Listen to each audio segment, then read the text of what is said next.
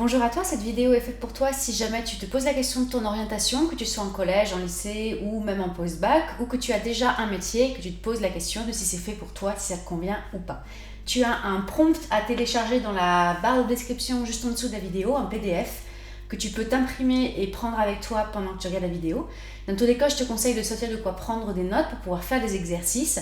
Car c'est comme absolument tout dans la vie, c'est pas parce que tu regardes un match de foot que tu vas devenir bon en sport, c'est pas parce que tu regardes des légumes que tu vas maigrir, et c'est pas parce que tu regardes une vidéo de développement personnel que tu vas réussir à trouver des informations sur toi ou avoir les solutions que tu cherches depuis un petit moment. Du coup, je t'encourage à faire les exercices au fur et à mesure où je les annonce pour que ça te soit vraiment utile. Comment choisir son métier ? Quelques petites pastilles qui font du bien avant de se lancer. 1. C'est pas en regardant une vidéo une fois que tu vas trouver la solution. Si tu espères pouvoir à un moment avoir un déclic ou une épiphanie qui va faire que d'un seul coup tout s'éclaire et tu sais ce que tu vas faire plus tard, ça n'arrivera pas. Le monde n'est pas comme ça, la vie n'est pas comme ça. 2. C'est pas le métier seul qui va faire ton épanouissement et ton bonheur. Tu vas voir que les exercices que je vais te proposer vont dans ce sens. C'est un équilibre que tu dois trouver entre ton métier, tes passions, tes relations, la manière dont tu gères ton intériorité et tes émotions. C'est tout ça qui fait ton épanouissement et pas seulement un métier précisément. Et du coup, 3, enlève-toi la croyance qu'il y a un seul métier qui va te rendre heureux. On a une pression énorme sur les épaules depuis petit. Tu peux voir par exemple le nombre de fois où depuis ton école primaire, le collège ou le lycée, où la seule question que te demandent les grandes personnes quand elles te croisent, c'est alors qu'est-ce que tu veux faire plus tard ? On a une pression incroyable dans le fait de trouver un métier ou une vocation. Et ça, pareil, tu peux t'en débarrasser, tu peux dégager cette pression-là.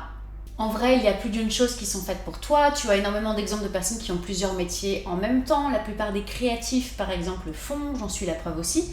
Tu as aussi énormément d'exemples de personnes qui changent de métier. Si jamais tu as la croyance que c'est trop tard pour changer ou que passé un certain âge, on ne peut plus changer de vocation, de voie ou de métier, c'est absolument faux. Je te mets également dans la barre de description en dessous un site, un podcast et une page Facebook qui s'appelle Les Déviations et qui prend pour modèle comme ça des personnes en France qui ont changé de carrière, qui ont changé de voie et qui ont su se renouveler. Dans le monde même actuel aujourd'hui, avec les réseaux sociaux et avec Internet, c'est de plus en plus facile de pouvoir aller faire autre chose, changer de route au fur et à mesure où on l'apprend. Du coup, si jamais tu avais la croyance que ou la peur de te coincer dans une voie ou de ne pas choisir la bonne chose, pareil, dégage-la, retire-toi cette peur et on est parti. L'exercice que je vais te présenter est largement inspiré du principe de l'ikigai et remanié à ma sauce pour convenir aux étudiants de tout âge, aux personnes qui ne travaillent pas aussi encore. L'ikigai est un test d'origine japonaise qui correspond à une philosophie qui aurait pour but de recouper 4 éléments de recherche. Tu pourrais trouver ton ikigai qui serait au centre, qui serait la partie du coup au milieu et qui correspondrait à la raison de te lever le matin, à ta raison de vivre, à ta mission de vie. Moi, je suis pas d'accord dans le sens où on n'a pas, à mes yeux, une mission de vie ou une raison de se lever le matin, mais ça reste une bonne base d'exercice et d'outils. Je vais du coup te proposer 4 points, d'où le PDF aussi que tu peux télécharger, sur lesquels il faudrait que tu passes au moins 5 minutes chacun, le temps vraiment de faire sortir tout ce que tu as dans ta tête, et après prendre le temps de pouvoir les recouper. Premier point, ce qui te tient à cœur. Premier point, ce qui te tient à cœur. Quelles sont les causes, quelles sont les valeurs que tu défends dans le monde actuellement ? Prends 5 minutes pour te poser, pour réfléchir. Quelles seraient les causes que tu pourrais défendre ? Est-ce que par exemple c'est la justice, l'environnement, l'équité sociale, l'accès à la nourriture, le bien-être, l'art ? Quels seraient les domaines ?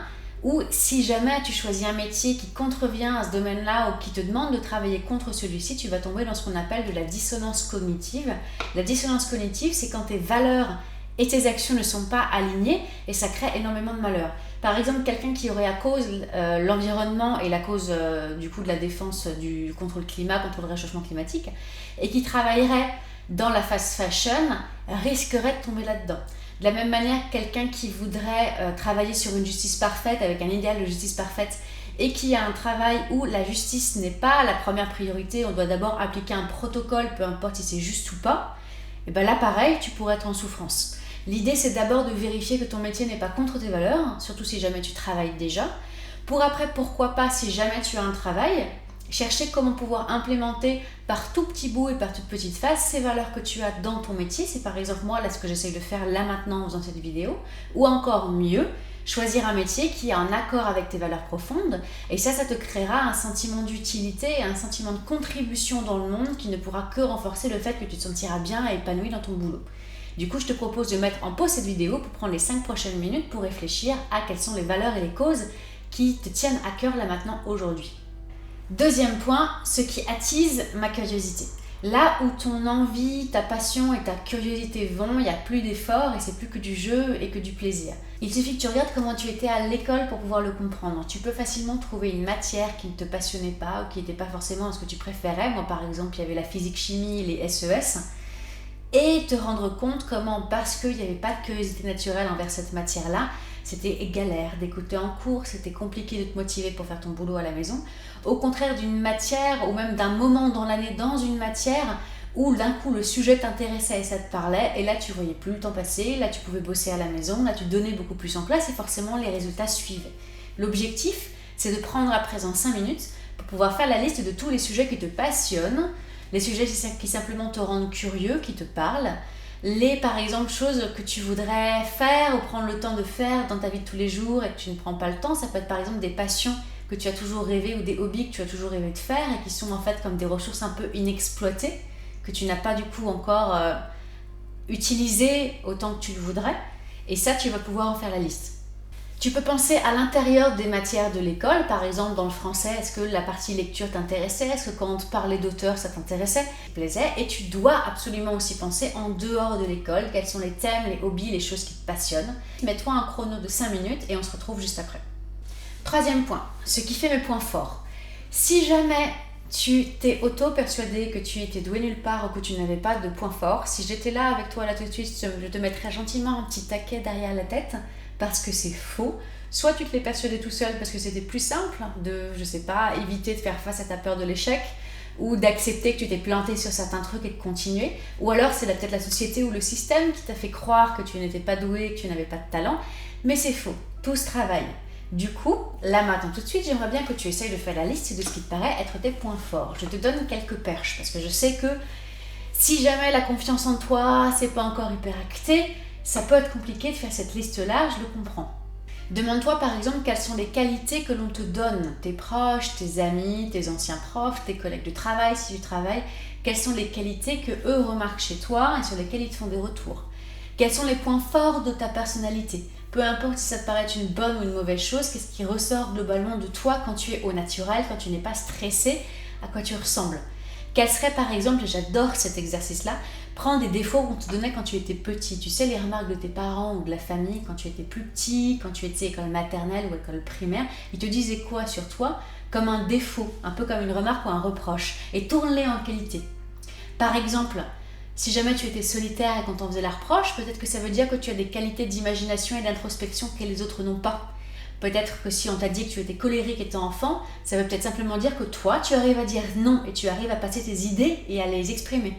Peut-être que si jamais tu étais très discret, ça veut simplement dire que tu es un bon observateur et que tu n'as pas envie de parler pour rien dire.